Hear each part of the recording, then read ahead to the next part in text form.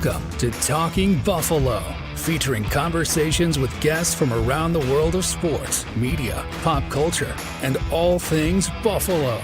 With your host, Patrick Moran.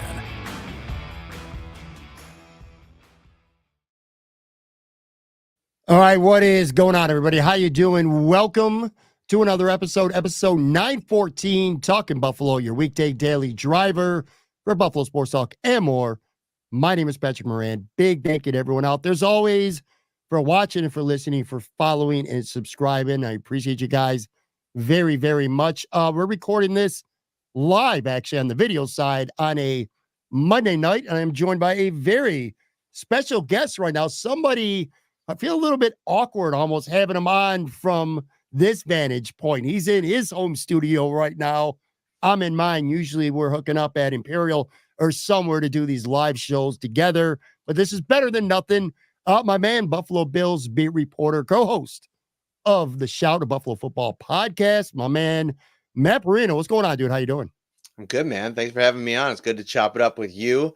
About halfway through the season. It's crazy how fast it goes, dude. Like, you just wake up one day and you're like, dude, we're halfway home already. I had you on alongside Howard Simon a handful of days. We were at Sunny Reds. We did a live show there just before the season started, our season preview episode. That does not feel like it was 9 weeks ago, man. You're not lying. Time flies. This season has really gone by fast. It has been a very good season so far for the Buffalo Bills. They are sitting at 7-2. I kind of got a handful of my biggest takeaways from this game, and kind of with some of them anyway, seasonal as well. And I definitely want to get your input, your takes on them as well. But before we talk about this game, talk about just, covering this team. I remember talking to you and Howard. We were doing season predictions and stuff like that. I don't think anybody in the world expected the Buffalo Bills to have the lead right now. The AFC East, for all intents and purposes, is almost over already.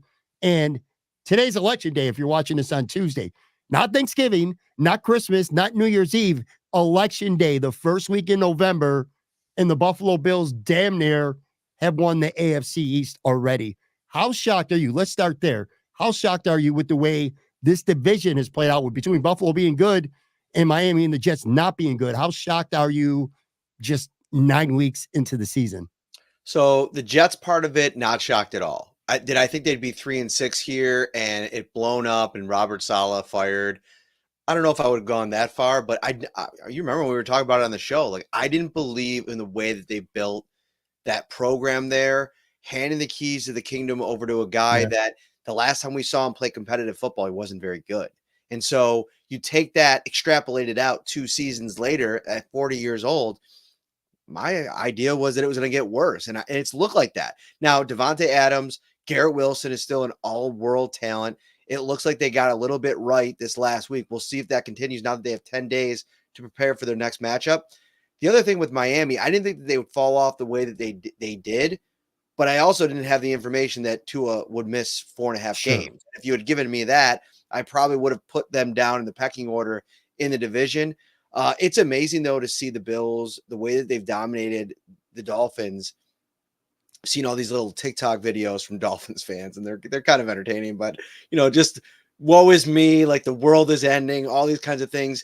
And it really feels like that, for the Bills, who experienced Tom Brady for decades, and I know that the Bills haven't won Super Bowls with Josh Allen, but the way that the rivalry had been dominated by the Patriots, that's how it feels like now with the Bills and the Dolphins. No matter what they do, they played about as perfect a game as that iteration of this Dolphins team can play on Sunday, and it wasn't good enough. Josh Allen just had to turn on the switch in the second half, and there you go, 3 touchdowns, 4 straight scoring drives, and they put the Dolphins away, and Tyler Bass even goes from goat to hero in a really quick manner. So am I surprised that the Bills are 7-2, head and shoulders above in the division? A little bit, only from the perspective that the other teams have been so bad, but this is about where I thought the Bills were going to be at 7-2. I picked them to win 12 games going into the season.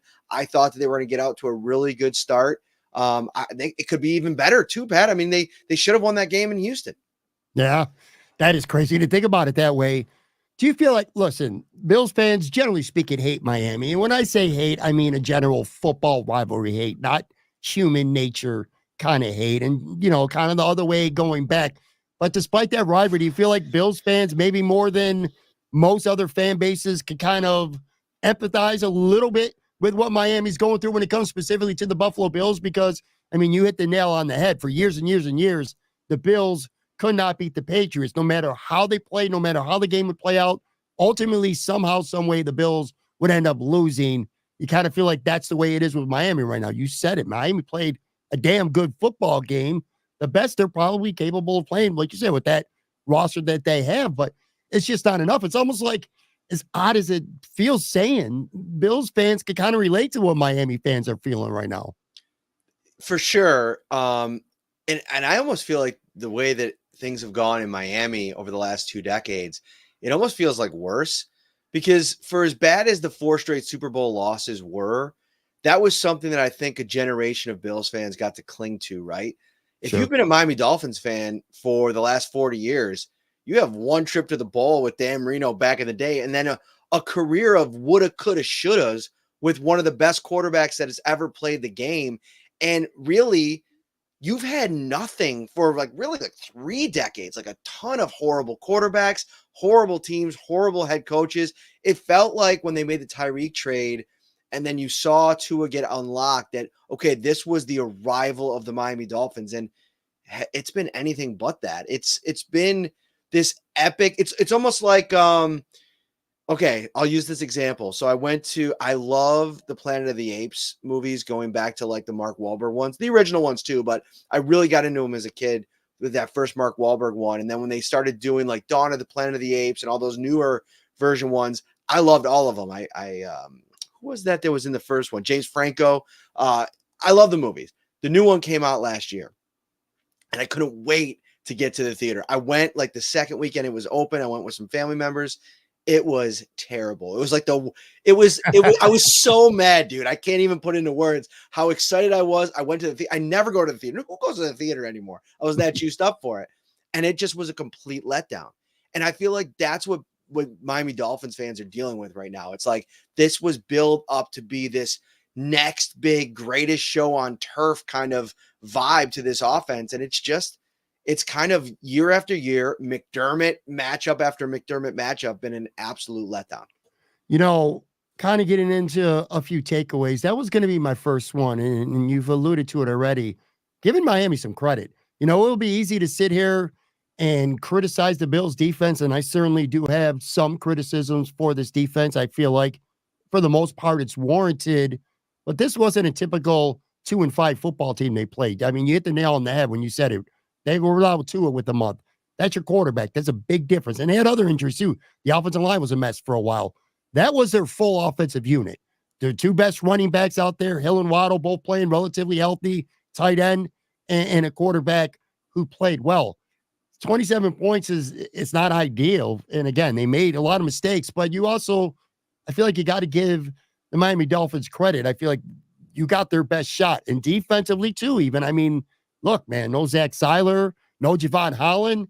That's a big deal. That'd be like the Bills playing without Bernard and Taron Johnson, kind of, in what they mean to that defense, different positions. But I feel like Miami actually deserves a lot of credit. It was an entertaining game. Marcel tweeted about this. I saw what he put up. He says it wasn't like it was 1,000 yards of total offense, but it was a completely on the edge of your seat, entertaining football game. You agree? Oh, definitely. And what I came away from it was Jalen Ramsey is still really good. And I didn't have that belief going into this season. Watching him in the few games last season, obviously he's dealt with a lot of injuries over the course of his career. I thought he was kind of on the down end, but he was super competitive. Now, the Bills didn't have Amari Cooper, and getting that win against Keon Coleman early in the game, but like what they're doing with him is really interesting. The fact that he's playing in the slot. I think Kendall Fuller is a really under the radar addition that's been really good for them. And they just haven't been complete. I mean, they're playing without, you mentioned Holland and Seiler. They don't have Bradley Chubb. They don't have Jalen Phillips, who unfortunately, what a horrible story that is. The guy comes out in his rookie year, looks like the next big time pass rusher, and Yeah. had 2 debilitating injuries. And so, yeah, it was a really a good game. And I predicted Bills 27-26 for the reason that what you just laid out.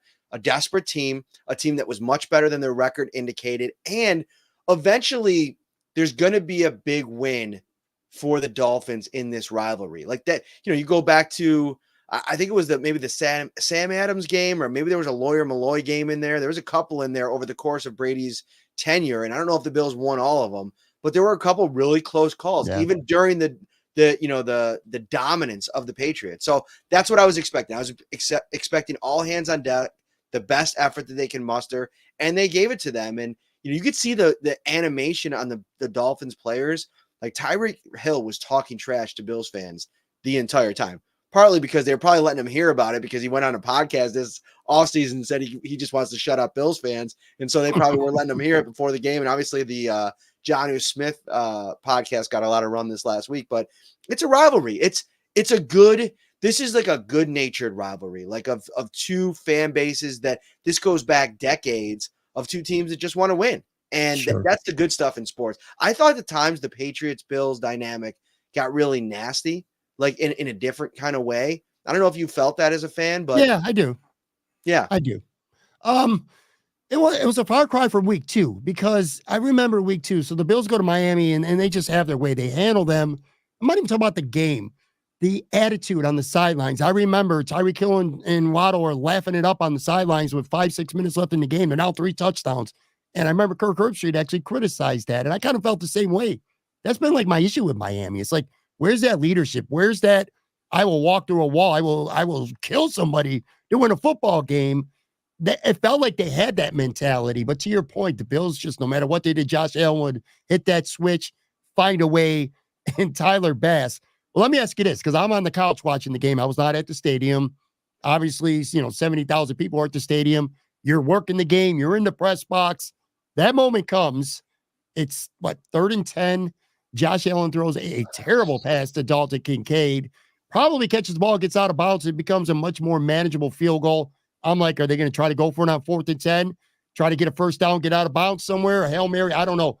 I didn't even expect Sean McDermott to send Tyler Bass out there for a 61-yard field goal. He missed an extra point earlier in the game. He put one in off the uprights that earlier in the game as well. Actually, in the second half, not even early in the game. That was both of those kicks. And then he makes that kick. What was the energy like? The vibe in the stadium, both from a fan perspective. Obviously, the crowd went nuts. You can hear that on TV. But was there a little bit of a shock factor in the press box too? You guys are sitting there. Not many of you could have expected Tyler Bass to set a franchise record and win a football game with what he's been through. What was that vibe like? Not just in the stadium, but also in the press box among people covering the game. I thought there was a healthy amount of people that didn't think that McDermott would send him out. But the more that I ponder the decision, dude, NFL head coaches are sickos, dude. I think the way they think about things, and I don't think Sean would ever admit this, but I think the way they think about things sometimes is, all right, this is going to be the moment that really catapults Tyler over this hump, whatever this weird thing that he's been dealing with. He's needed a big time moment, and almost shoving him into that was the way to maybe get over it. And in a lot of ways, they showed their belief in him by bringing in the kicker, then cutting him off the practice squad. He made a couple of kicks. His first 2 field goal attempts were really good. He looked like he was back in a really good rhythm, and then he doinks that, he misses one, and then he doinks one in, and you're like, all right, man, what is going on with this guy? Because he was, what the problem is? He was so consistent early in his career. Extra point, I think he went a string of 30 or 40 straight extra points without missing one. And so you develop that kind of confidence from the fan base, and now it becomes this angsty thing. And you definitely felt that in the stadium. Usually there's a rumble in the big moments, and it was just absolute, you could hear a pin drop. And now there's a little bit of a sound reduction in the press box. It's an old stadium, so you can hear a little bit of it. So I wasn't out there to really, truly hear it. But, man, I saw a video of a Dolphins fan in the 300 level, as the kick was going up. And just absolutely just the reaction in the moment. Those are the kind of fun exchanges that I do miss from like my time as like being able to go to the game as a fan and be out there and watch the back and forth between the fan bases, because like some of the videos were super funny.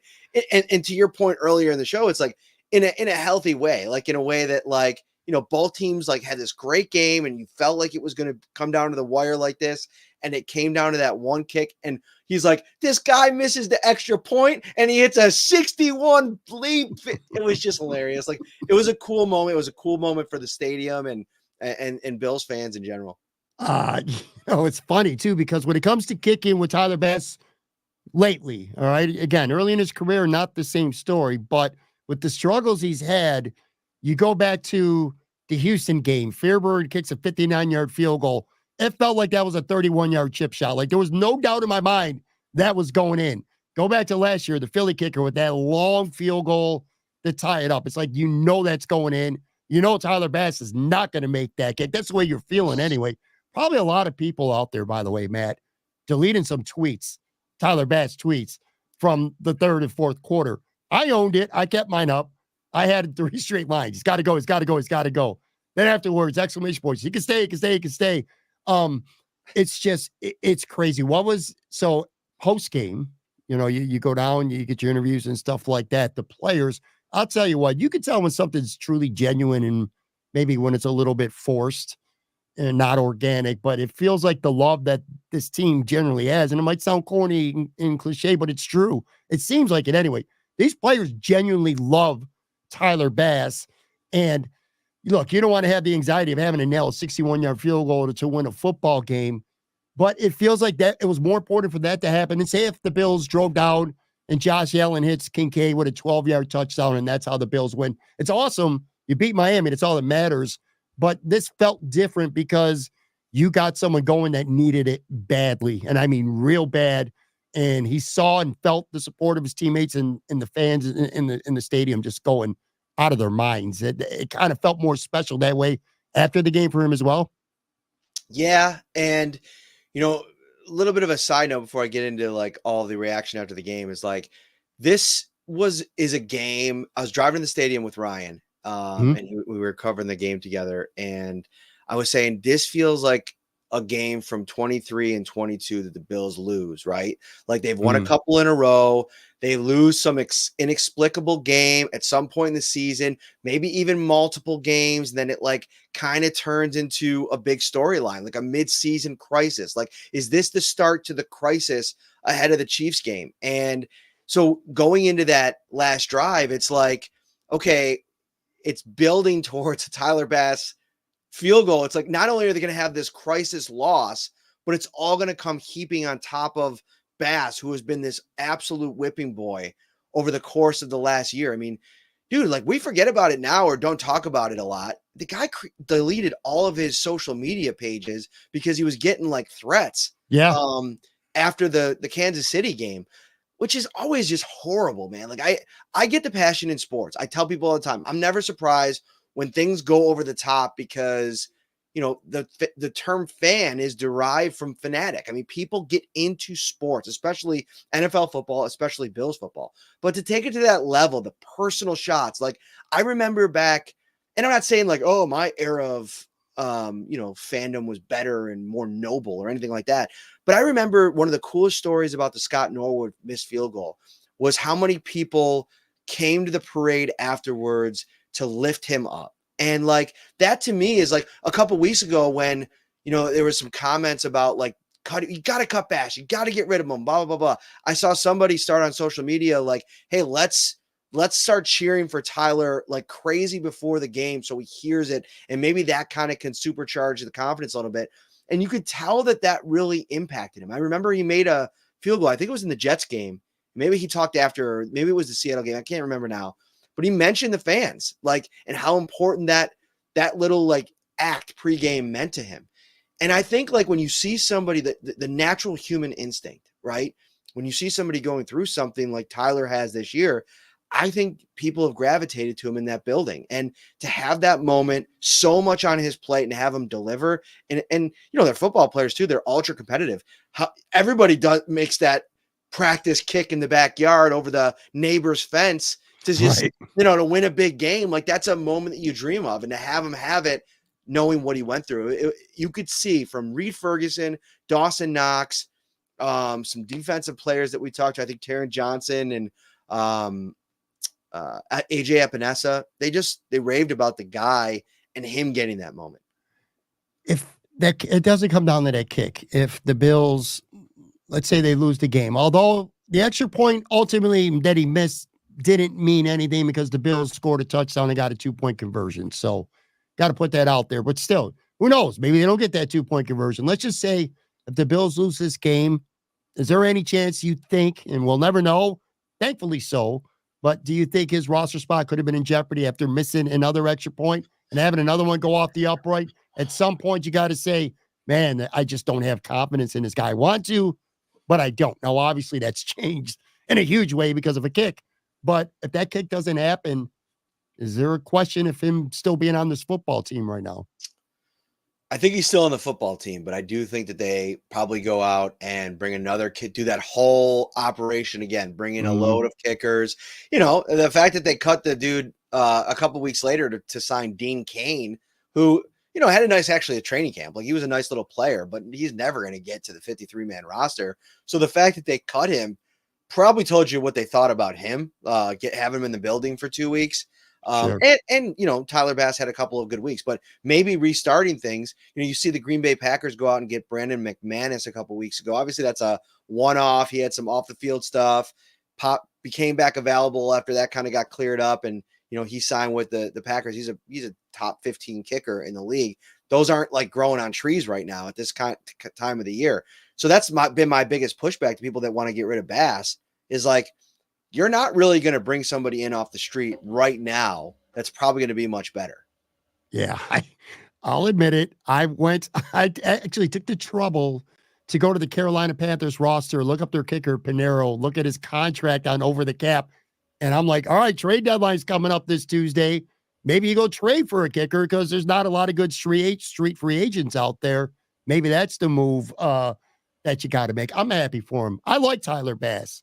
I feel like he's a good person. You've had interactions with him, I'm sure. You've been around him. I haven't, so I wouldn't know it, but he just seems like he's a really good guy, and it just feels like his teammates really care about him. That was awesome to see the video in the locker room, him getting emotional. I don't know if you got a chance to see it because you were probably going down to get interviews, but Josh Allen on CBS almost looked like he was almost teary-eyed at the very beginning of his interview talking about him, and I believe that's genuine. I truly do. What's up with this team in the first half? I'm not going to go as far to say they were completely lethargic offensively like they've been a lot this season, but the self-inflicted errors really hurt them. Keon Coleman with the drop. James Cook had a drop that might have been a touchdown. Who knows? Well, I'm not going to blame Torrance for that holding penalty because it wasn't a holding penalty, but just these mistakes, that we've seen it a lot this year. Why does it take this team, I don't know what it is, to get going offensively? Because once they do it's fun to see, but this was another game where you only get 6 points up at the half, although it could have easily been 13 to 17 points, but still got them another slow start offensively. So I guess it's like twofold. Like, who do you blame for the first drive when they come out and they run those two plays and then the incomplete pass? Like, in that moment, like those are predetermined plays that Joe Brady has. The first 15, 20 plays of the game usually are scripted. And so you come out, and is that on Josh Allen to get the look at the line and figure out a better way to attack in those moments? Because I'll tell you right now, those first two running plays in the first drive, Miami looked like they were set up defensively to absolutely shut down the run game on those first two plays. Now you set yourself up in that third and long or third and just a little bit not manageable. And then we've seen that story play out week after week. It's like, now you don't have Amari Cooper. Now you got to try to figure out, okay, with the first two run plays didn't work. Now we have to pass. They know we have to pass. They can change their defense up or their defense up a little. I think you got to come out and you got to get that first down. And I think like that's an area where Joe Brady can maybe be well served to have a bit of a departure back to like the 2022-21 Bills when they were a little bit more pass heavy. You can be 50-50 or even 55-60 run throughout the course of the game, but maybe as these slow starts continue to be a storyline, maybe flip the script a little bit, go empty to start the game, come out in a completely different way to throw, the defense off. Because I feel like a lot of teams scheming against this Bills offense know they want to establish the run on the first possession of the game. And most of the time they can because they're really good. But when you don't, and maybe you're going up against a Baltimore Ravens team or a Miami Dolphins team that's going to run it down your throat at times, then you're all of a sudden playing from behind and changing the math a little bit, and then you can't play your style. So I think that's the part of it where I want to see Joe Brady evolve a little bit this season. I know he has a great run game. I wrote about it with Aaron Cromer early in the season. They got the horses up front to absolutely blow guys off the ball. But when a defense knows it's coming and have it schemed up on the other side, you got to empower Josh Allen to like get out of some of this stuff and get into something different. They don't even, it feels like to me, and I think there's some numbers that show when they do throw out of jumbo a good amount, but I would throw out of their jumbo package even more. I'd come up with some plays to Alec Anderson. Do you remember when Brian Dable used to throw the ball to Deion Dawkins back in 2020? Get fun with it. Like it doesn't have to be so, buttoned up and, by the book. And I know, Nate Tice does a great job of breaking down the film on this. He puts out a lot of clips on social media, and he's really emphasized how much the Bills, out of all their different formations, get to their zone running game. It's the kind of bread and butter of their running game. It's like, let James Cook kind of survey things, set up the blocks, find a hole, and then boom and go. And they've had a lot of success in it. And I know you can do that. You've proven that over 9 games, but now maybe like flip the script a little bit, get a little bit more creative in the pass game early in games. I'd like to see a little bit more of that. And I think Dalton Kincaid can be a big piece of that. I've been underwhelmed with his usage, his success rate, and his just overall involvement in the offense at times. I think that's another area where Joe Brady's not doing a good enough job. I'm a boxing guy. I've used this boxing analogy before. You're a UFC guy, so you're a combat sports guy. I feel like the Bills, both sides of the football, offense and defense, it's almost like they're willing to lose the first round or even a couple rounds early in a fight. Well, not UFC because it's only 5 rounds, so I can't say that with UFC, but boxing. Sometimes a boxer will almost give away that first round. They're feeling their opponent out. They want to see what their opponent has, and then they start to, take control of the fight as the fight goes on. Does that kind of feel like an analogy that fits the way the Buffalo Bills look from vanilla offenses to start, or defense is just playing, that straight nickel, not blitzing, not doing a lot of zone stunts and things like that? And then as the game kind of wears on, that's when you start to see things open up on both sides of the ball more. I think what's happened is their identity through 9 games is a team that is elite at adjustments. They make adjustments as good as any team in the league. So when you have that in your back pocket and it's served you so well throughout the course of the season, you tend to lean into that. And they're going along, they're finding ways to win games. I mean, they go on the road and absolutely dominate the Seattle Seahawks in a way that teams don't dominate them there. Like, I don't care what iteration of that team there's been the last 5-6 years, that just doesn't happen. So I think when you're riding high like that and you found a lot of answers, this is now, what is this, a 3-game winning streak that they're riding since the Houston game?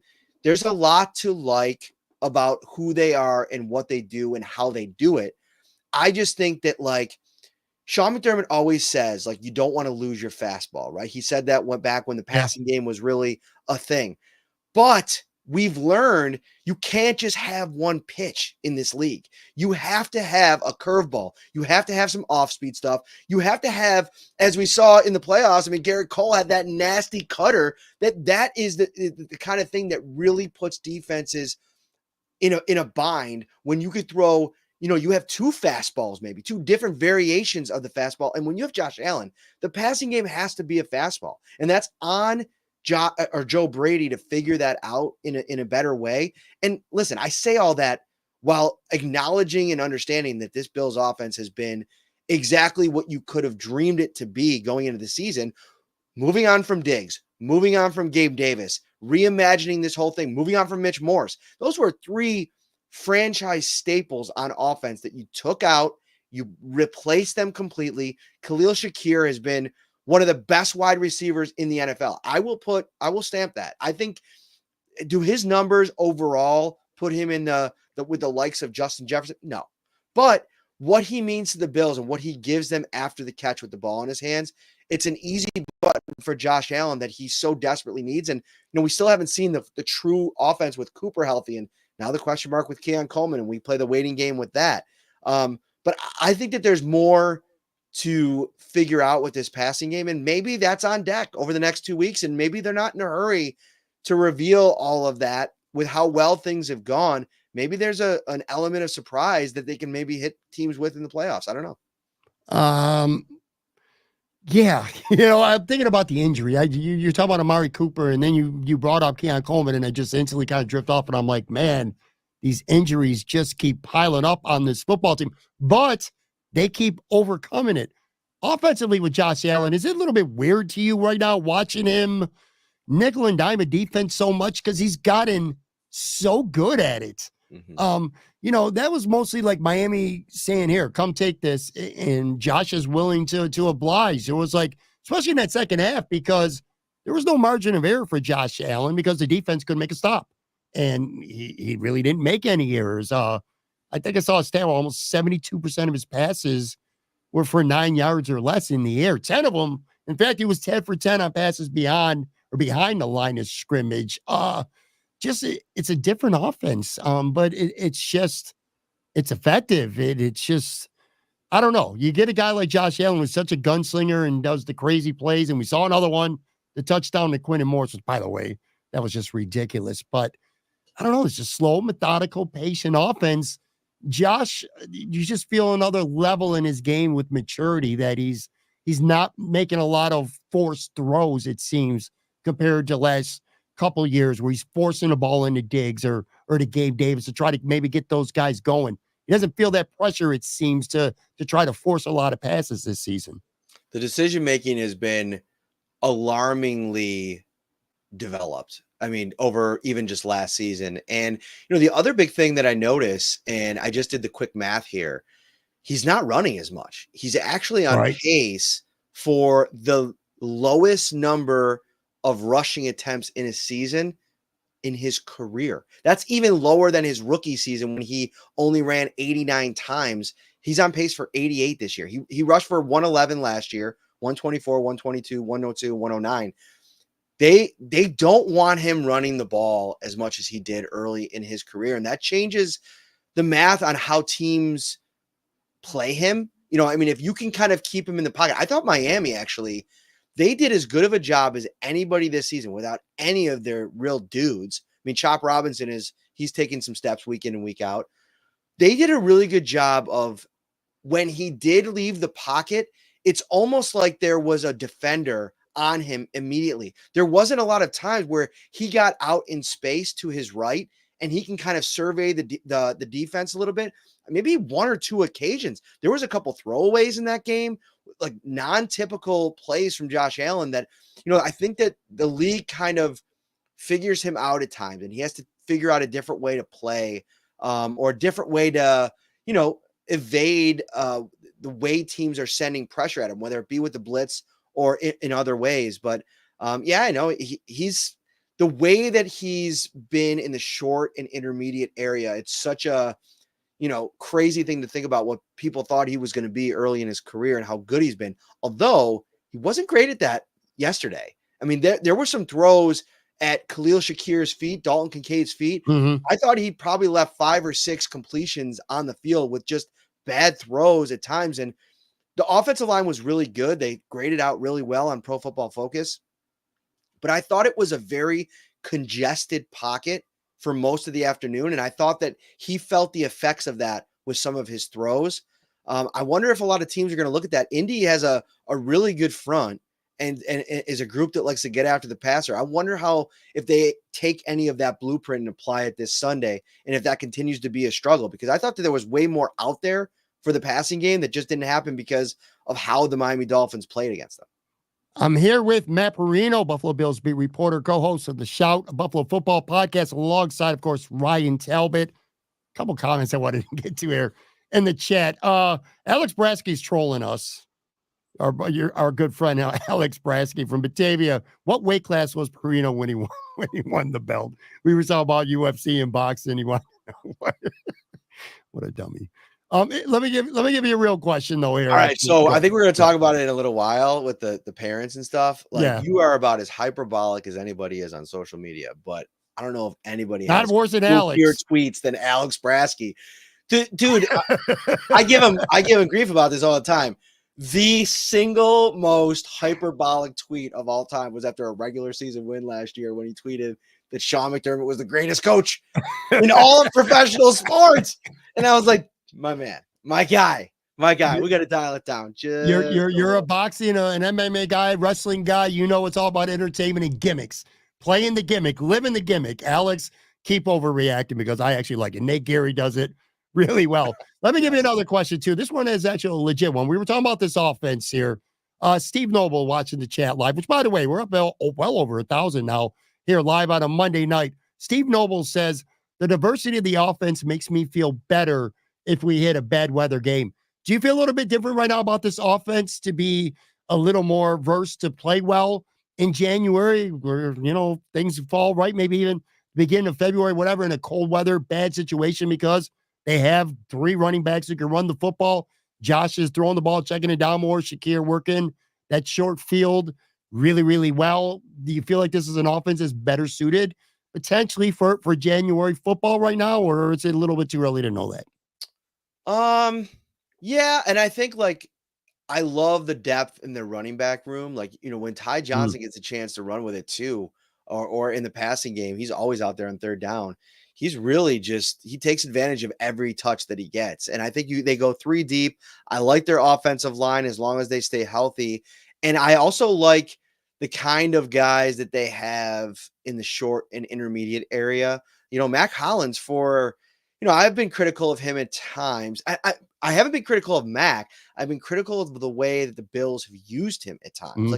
It's almost like they put a ton on his plate, a career like number 4, number 5 wide receiver. They've almost at times asked to be their number 1. And I just think that's too big of a role, especially for a guy in a perfect situation. If he was just playing wide receiver, let's take a look at it, see how it goes. Maybe he thrives a little bit for a while.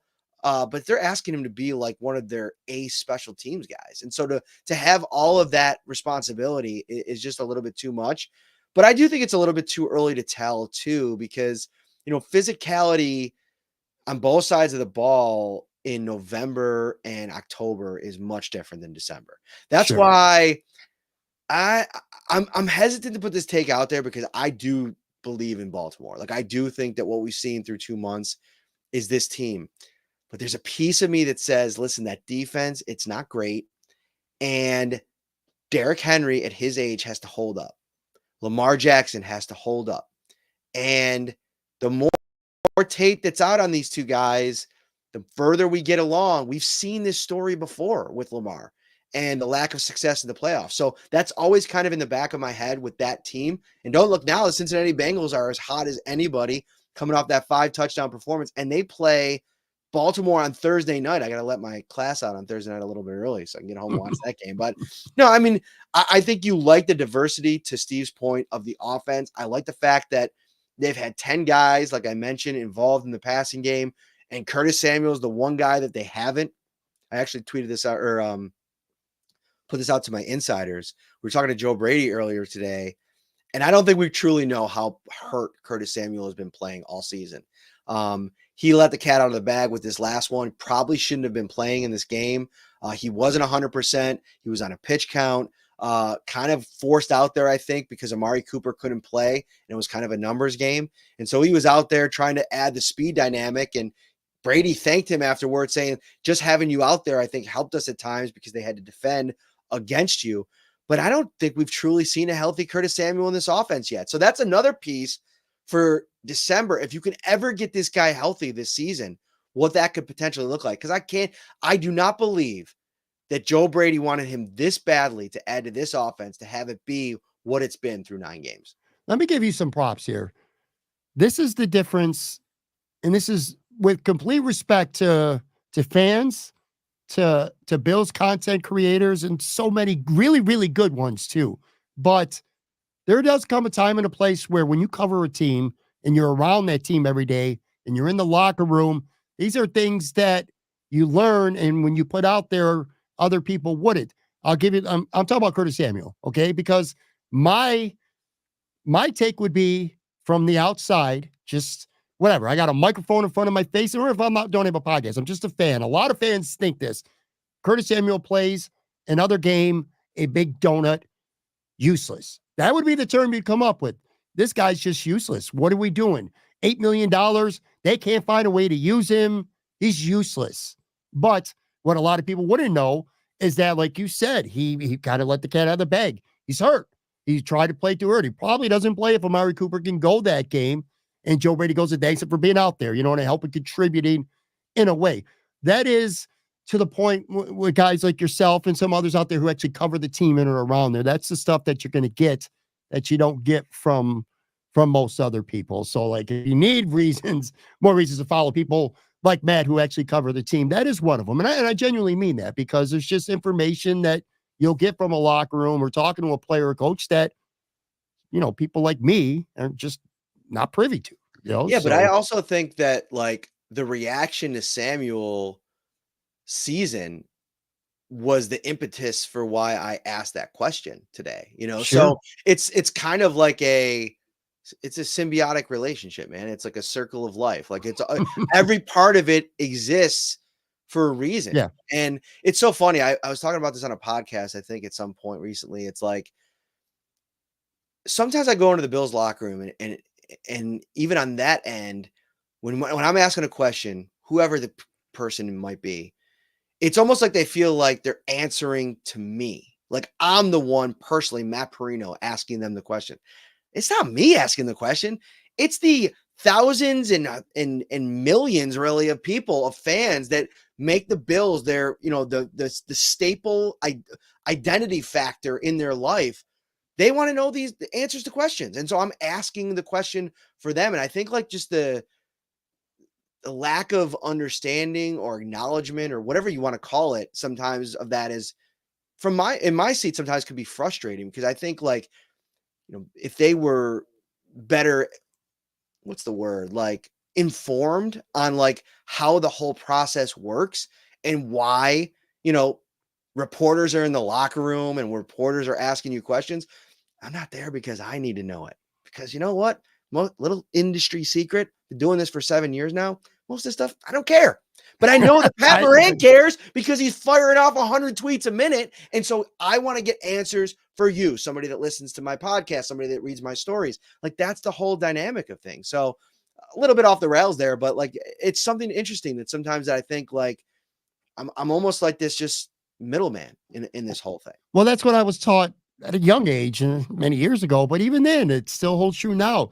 The media primarily is a bridge from the fan to the team. That's your job. You're finding out information, and you're informing, entertaining, educating, whatever you want to call it, the fan. You're the bridge that serves the fans with the football team. I want to talk about the defense for a few minutes, and then I want to get into a conversation before we get out of here. A quick one, but about parents and athletes at all levels. A lot of people already know where I'm going with this. And by the way, Alex Braski's not mad at us anymore. He says that he loves us. Love you guys. All right, defensively, look, Taron Johnson does what he does. He makes a huge impactful play. God, this guy is so good, man. He really is. I can go on for days and days about Taron Johnson. Love the guy. That aside, defense, not very good. Again, though, just going back to the beginning of our conversation here, Miami is a very good offense when they're fully healthy and they got their quarterback. So, there's not a lot of shame in not having a lot of success against the Miami Dolphins offense in October, at least, when the weather's still not a factor. But yeah, Johnson aside, and that play aside, actually, was not very impressed with the defense. I watched most of the all 22 films, best I could anyway, earlier. And I don't know, I kind of, every time I talk about the defensive tackles, especially at Oliver, I feel like I get a lot of pushback from fans. A lot of them on the very pro Bills really don't do anything wrong side of things. I did not like the way Ed Oliver played. on Sunday. And that's not to say that he did nothing. I'm not going to say he was garbage. I mean, that is hyperbole to say something like that. I'm kind of learning my lesson about using those words to describe players. But Ed and Taron Jones. So Oliver plays 44 snaps, Jones 36 snaps, okay? Oliver's out there 72% of the snaps, Taron 59%. Combined, the two had one tackle, combined, between both of them and one quarterback pressure on 29 Tua dropbacks. Now, Tua's getting rid of the ball quick, so I know you're not going to need a lot of opportunities for the interior to get a good pass rush. But the run defense wasn't good either, and I feel like, Matt, if you're going to play this light box that the Bills are obviously married to, as you should be, because if you're not, then we can take Taron Johnson off the field. You know what I mean? You got to play this defense. But don't the defensive tackles have to be better? What did you see so far from when you've got a chance to review the game? Ed Oliver, Taron Jones, at best, you could say they had a kind of game. And it's just, to me, that's just not good enough. And with Ed, I don't know, dude. It just feels like it's been the case too often for me, for my liking anyway, with him this season.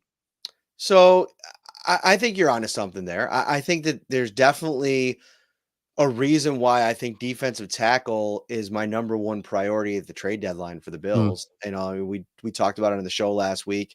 I mean, if you could pry Calais Campbell away from the Miami Dolphins somehow, I mean, that would be a slam dunk home run. I mean, the guy is still playing at such a high level. You see him run down Josh Allen on that scramble in that game yesterday. I mean, just unbelievable motor energy. He's got more quarterback pressures this season than Ed Oliver does.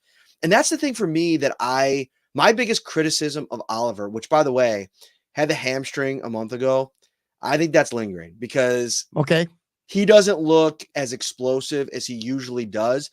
But my biggest criticism of Oliver is at times you watch like the national game of the week, like a night game. Like last night I was watching Indianapolis and I'm watching DeForest Buckner. Yeah. And guy's been doing it in the league for years. And I don't have his numbers in front of me, but you just like see his impact on the game, right? Like you see him come out, Calais Campbell, I mentioned him, Jeffrey Simmons, who was drafted, 14 picks after the Bills drafted Ed Oliver, or not even 14, like 10 picks after the Bills drafted Oliver.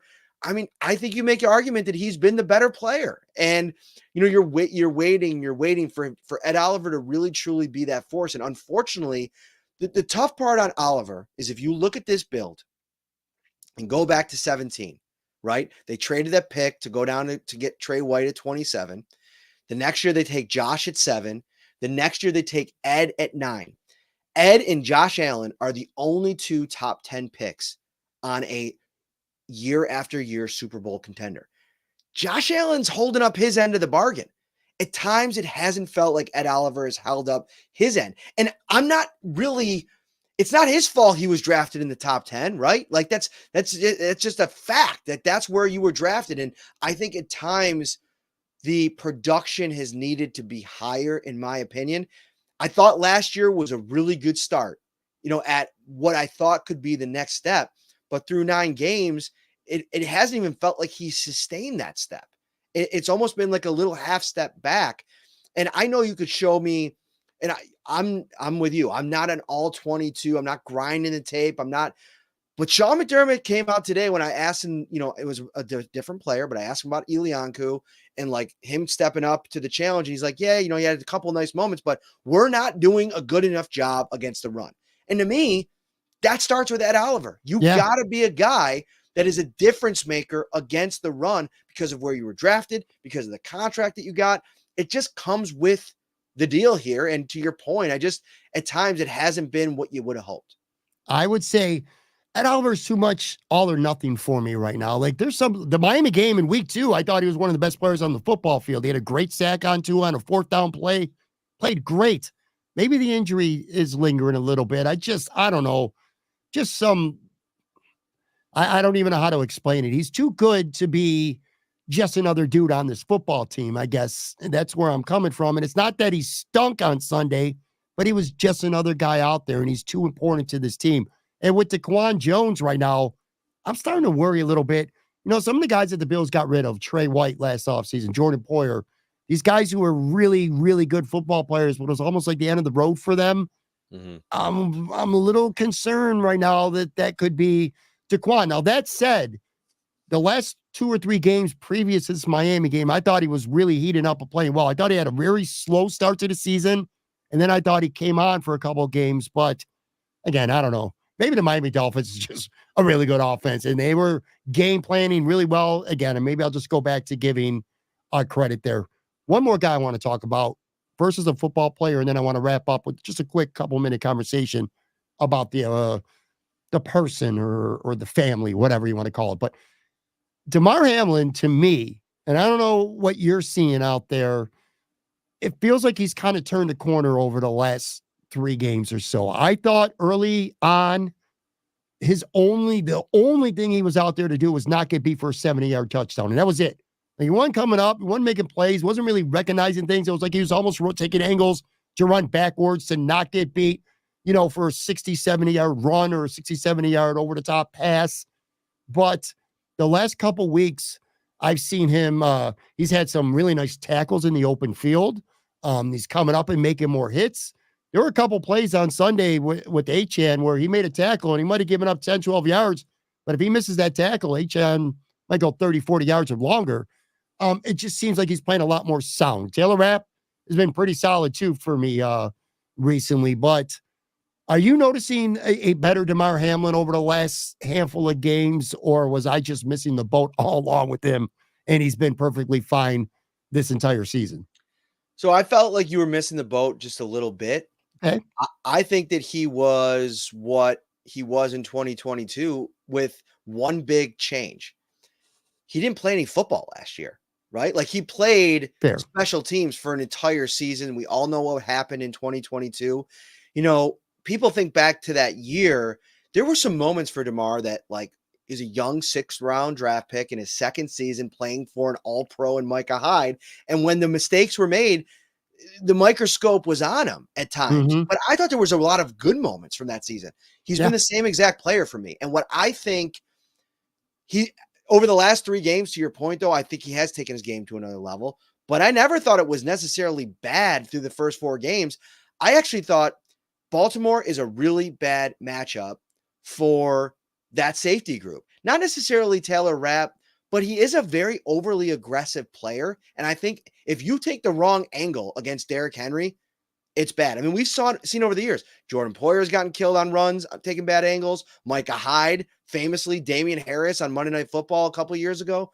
But I think Hamlin has been a willing tackler. I think the stat that sticks out to me, 4 missed tackles in weeks 3 and 4.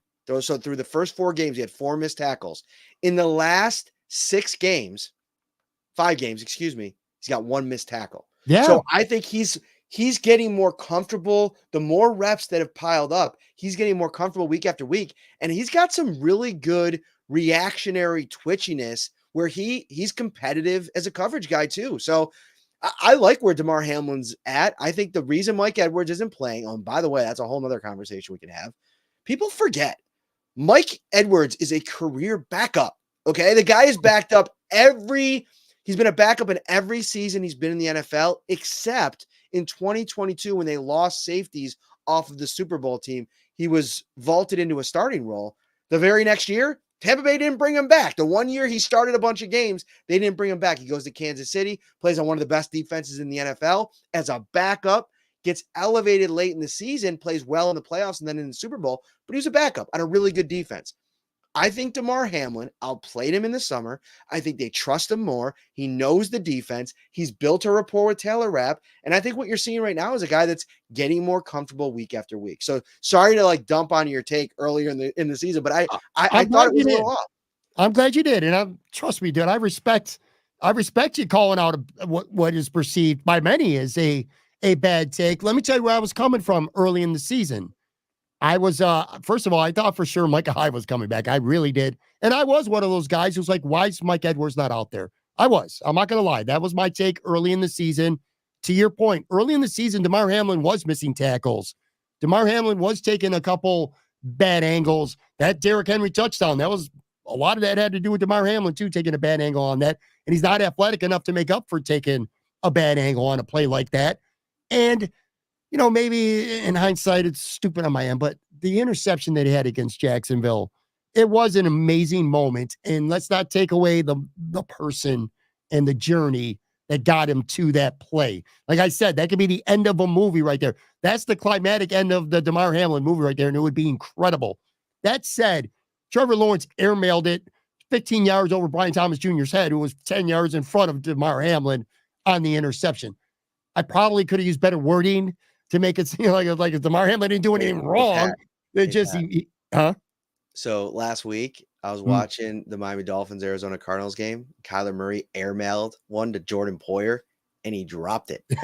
Like, I hate that. But I'm just interrupting you because I hate that. What? People drop interceptions in this league all of the time. So like to sit there and say, oh, it was an easy interception or he should have caught it. He's a defensive back. He definitely shouldn't have caught anything. There's a lot of guys that drop a lot of balls in the league. Rasul Douglas is dying for an interception right now. He's got 9 games. He can't buy one. They're just bouncing off of his hands. They've been tough plays. I'm just giving you a little bit of a hard time, but like, no, that's it fair. happens. That's fair. Listen, for just a little bit of context. So what this came down to was after the second interception, which was against Tennessee, it was it Rapp or Johnson? I don't remember. Bernard, somebody, I think it might have been Bernard. It was Bernard. It was definitely not Bernard. It was Christian Benford. Tied up the receiver, and the ball just running right to Demar Hamlin. And then StatMuse put up an interception or a stat that said Sauce Gardner and Demar Hamlin now have the same amount of interceptions. Right. I replied, I said, are you like seriously comparing Sauce Gardner to Demar Hamlin? LOL. That's what I said. At that point, which kind of leads to how I want to end this with a quick little chat with you. Demar Hamlin's father, Mario Hamlin. So he tweets at me. This was late at night. I'm sitting there. I literally just got done doing a show, a late taping. And he said something. I'm only slightly paraphrasing. I'm not going to go looking for the tweet, but damn, he said, damn, Pat, my kid wants to, my son wants to have kids someday. Get his nuts out of your mouth. Which is funny because I went in the living room. My wife, you met my wife. She's sitting there on God, on Matt, on Shane's life. She's wearing a Demar, that 3 for Love t-shirt from 26 years. Nice. She's literally wearing that. But anyway, so he comes at me with that. I don't say anything. Next day, something, I don't remember, but then he's talking about how I've been hating and glazing on his son for over a year, which in defense to me, that's bullshit. That was absolutely not true whatsoever. I've been critical of him as hell early in this season. I felt it was warranted. In hindsight, I think I was a little bit too hard on him, but I was not hating and glazing on him for over a year. I feel like I've been critical and it's warranted. Anyway, that aside, it really got me thinking. And you and I talked about this. We were texting each other not long after it happened. Just parents of athletes. And a lot of people said I should have went back and kept talking shit. And I didn't, because I could understand and relate on a lot of levels to a parent sticking up for somebody who's bashing their son. And it came across as me bashing him. And I could have used better words. I said it I looked up a tweet. I said he was awful as a starter. That's hyperbole. That's not accurate. But I can relate to that. You know what I'm saying, Matt? You got a young son now. You've been involved with this. You got a family member who played professional sports. You know what it's like when the public, whether it's content creators or fans, whoever, kind of just treats a player like shit, and you got to sit there and stomach it, and in your heart that is not completely accurate, and you want to fire back. It's such a thin line. Like, I respect Mario Hamlin. I think if my son was in the NFL and people were going overboard negative on Shane, I snap on this team and I don't even know these dudes sometimes. Imagine if it was my son who was getting snapped on. You know what I mean? I can respect it. I do, for the most part. I do think parents could go a little bit overboard publicly anyway, but I understand. I respect it. I know you could probably relate on some level as well. So, yeah. So I got a couple stories. So I've been doing this 7 years now, and I think I've heard from a couple of parents. Me too. And over the years, and most of them have been very positive. I got some negative comments off of a tweet from Gabe Davis's mom, Alana, a couple weeks ago, Alana, excuse me. And I didn't respond to it. I got an email from a player's parent after I wrote about him during training camp, just kind of MFing me. Like, you know what you're talking about, blah, blah, blah, blah. And I responded and I said, I have a 10-year-old son, and boy, do I just respect the hell out of you sending me this email. And because I would be that same guy. And so I think back like 10 years ago, I was really close to my cousin growing up.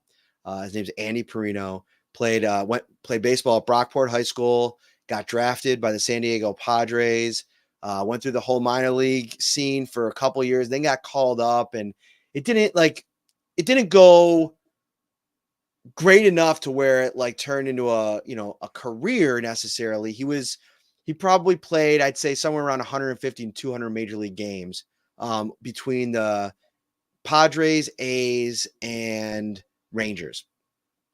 And so while that was happening, I couldn't get enough. Like, I was reading every single story on the like A ball, double A, triple A, all the way to the bigs, no matter what. And if any reporter ever criticized him, you could probably find the tweets if you look them up. I was like letting him have it. Like, what are you talking about? It's one of the best defensive shortstops. He's going to be one of the best defensive shortstops in Major League Baseball. Just absolute nonsense thinking back on it. But that's my guy. That's my cousin. Like that. There's just this like visceral reaction that you have when it like standing up for, listen, it's in the news right now.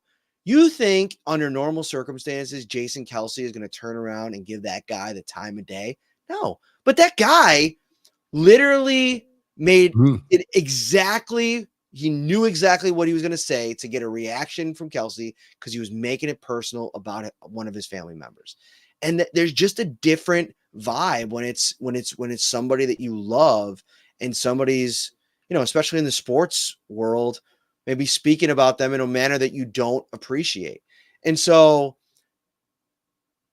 I have zero problems with Mario's tweet to you. And Agreed. Listen, and he even included me in a follow-up tweet as somebody has been critical of Demar at times. Mm-hmm. And honestly, like I think that the criticism is warranted. When criticism is warranted, deliver it. But I always try to deliver it as respectful as I can. And, the Gabe Davis tweet that I was referring to, I basically said something along the lines of like 2 catches, 15 yards, seen this movie before. And, thinking back about it, I probably could have said it in a different way that wasn't such a kind of backhanded shot at him. But the overall point was still stood, which was this has been the Gabe Davis experience, a 4th-round draft pick who had this epic moment in time in that playoff game and just never really could quite live up to that hype. What he's been has been really good, but he hasn't been an $18 million a season wide receiver. And that's okay. And that was just kind of making that point. But, you kind of want to think if you're a family member, I would imagine that he is that guy.